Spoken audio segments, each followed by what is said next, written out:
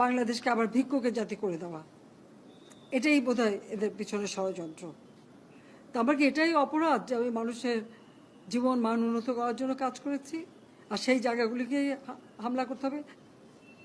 সেটাই হচ্ছে সব থেকে দুঃখজনক, যে দিন রাত অক্লান্ত পরিশ্রম করে বাংলাদেশটাকে যখন একটা জায়গায় নিয়ে আসলাম, আজকে সেখানে দেখি এই একদিকে জ্বালাও পোড়া সব কিছু। ঠিক যে প্রতিষ্ঠানগুলি মানুষের সেবা দেয়, আজকে মেট্রো রেলে চড়ে মানুষ কত অল্প সময়ের মধ্যে সময় বাঁচিয়ে কর্মস্থলে পৌঁছাতে পারতো, আবার ফিরতে পারতো। সেখানে ছাত্ররা, চাকরিজীবী, সাধারণ মানুষ সবাই তো যেতে পারতো।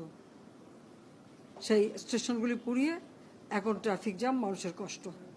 আমি তো কষ্ট লাঘব করেছি, কিন্তু যারা এইভাবে আগুন দিয়ে পুড়িয়ে মানুষের সে কষ্টে আবার ফেলে দিল, তাদের বিচার দেশের মানুষকে করতে হবে।